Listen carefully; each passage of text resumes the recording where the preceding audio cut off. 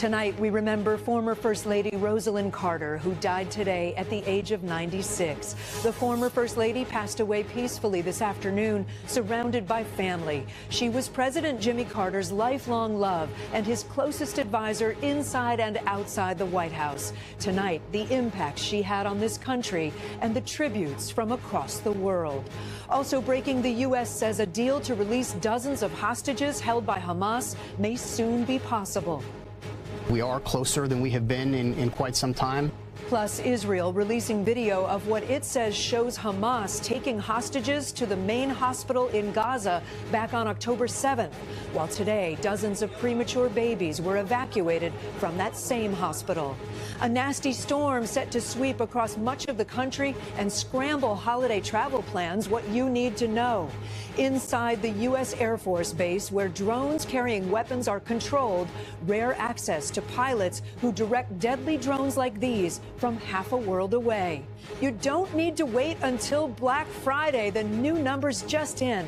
Why retailers are already slashing prices. This is NBC Nightly News with Kate Snow. Good evening. Rosalynn Carter was a First Lady, an advocate, a humanitarian. For nearly 80 years, she was by President Jimmy Carter's side. She was his advisor, his defender, and the love of his life. Rosalynn Carter passed away today at the age of 96. The Carter Center, which she helped create with the former president, said she died peacefully with family by her side. She had redefined what it meant to be a First Lady, becoming a champion for mental health and women's rights. She did not shy away from politics or world affairs. And like her husband, a lot of the important work she did came after the White House. We're going to take a look back on their long love story later in the broadcast, but we begin tonight with Kelly O'Donnell on her life, her legacy, and the tributes tonight. The long and consequential life of Rosalynn Carter ended today where it began, at home in Plains, Georgia, with family by her side. She had entered home hospice care Friday, and when she passed away this afternoon, President Carter shared this. Rosalynn was my equal partner in everything I ever accomplished. She gave me wise guidance and encouragement when I needed it. As long as Rosalynn was in the world, I always knew somebody loved and supported me. At age 99, President Carter has been in home hospice care for 9 months. Their last public appearance was in September, and a surprise, one last ride in the Plains Peanut Festival. The day she was put in hospice, I was on the phone with the family, and I was speaking to her grandson, and the family was just showing up. Today in Norfolk, with military families, First Lady Jill Biden. She was well known for her efforts on mental health and caregiving and women's rights. It's now my pleasure to introduce someone whom I love and respect and cherish, my wife, Rosalynn. Their marriage spanned longer than any other first couple, more than 77 years. But more than time, they shared their life's work, values, and remarkably, their childhoods, too. She was born Eleanor Rosalynn Smith, a neighbor to the Carters. I was shy and found out that he was so easy to talk to, and we just kind of hit it off really well. And I think I was already in love with him. A proud Navy wife when they married in 1946. Later, she helped manage the family peanut business and community ties that led to politics. First elected Georgia governor in 1970, Rosalynn brought her enthusiasm to an improbable campaign. And people got to know him, and when they know him, they vote for him. Thank you both very much. She's completely objective and unbiased. I love politics. A small-town girl who was at ease on the national stage and comfortable asserting her influence. I was involved with the selection of the vice president. She attended cabinet meetings, developed her own policy issues, including mental health, and in a rare move, testified before Congress. I am here as a concerned citizen. A self-made diplomat acting as a personal emissary of the president in Latin America and Asia. I think that I am the person closest to the President of the United States, and if I can help him in understanding the countries of the world, then that's what I intend to do. The Carters were, of course, tested by defeat when a difficult economy and the Iran hostage crisis led to a bitter loss against Ronald Reagan in 1980. Disappointment opened new doors. The creation of the Carter Center, where they extended their public service, committed to human rights, global health, and building homes with Habitat for Humanity. In 1999, they were each awarded the Presidential Medal of Freedom. I think now is one of the happiest times of my life. There is life after the White House. Fiercely devoted, she bristled when I asked if she felt vindicated by the years of praise for her husband's work after the White House. It irritates me when people say he's been a good former president. He was a good president. I don't worry about his place in history.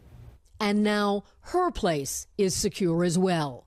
Mother of 4, grandmother and great-grandmother, a first lady. Rosalynn Carter served others with modesty, grit, and charm.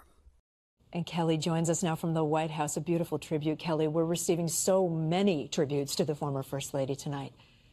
That's right, Kate. Former Presidents Clinton and Bush called her a champion for human dignity and an example of loyalty and fidelity. Her son Chip Carter said she will not only be sorely missed by their family, but also countless Americans whose lives have been made better through her work. Kate? Kelly O'Donnell, thank you. To the Middle East now. There are several important developments in the Israel-Hamas war tonight, including the strongest language yet from U.S. officials indicating a deal to release dozens of hostages being held by Hamas may be on the verge of happening. Erin McLaughlin reports from Tel Aviv. Tonight, new hope for a deal to release potentially dozens of hostages. I believe we are closer than we have been in quite some time. Deputy National Security Advisor John Feiner telling Meet the Press moderator Kristen Welker that negotiations include a multi-day stop in the fighting. Executing the deal would involve moving hostages around what is a very dangerous battlefield in Gaza, but it would also have the ancillary benefit, the important benefit of making it easier to distribute humanitarian assistance throughout Gaza. That news comes tonight as the Israeli military released this footage, claiming to show the desperate moments terrorists took 2 hostages into Al-Shifa hospital, one by stretcher, the other dragged in, on the morning of the October 7th attacks. What happened next, we don't know. But the Israelis allege this footage shows a tunnel stretching more than 30 feet beneath the hospital complex, leading to this blast door, which the Israeli military says it has yet to open. NBC News has been unable to verify the claims that are part of the growing evidence the Israelis allege Hamas has been exploiting the Al-Shifa hospital for cover. Tonight, the World Health Organization says that same hospital is now a death zone, having been surrounded and cut off by Israeli forces for nearly 2 weeks. Today, they evacuated 31 premature babies, once given days to live in Al-Shifa, now being treated down south, though some of the babies didn't survive the trip. As soon as we arrived there, unfortunately, 2 newborn babies were declared dead.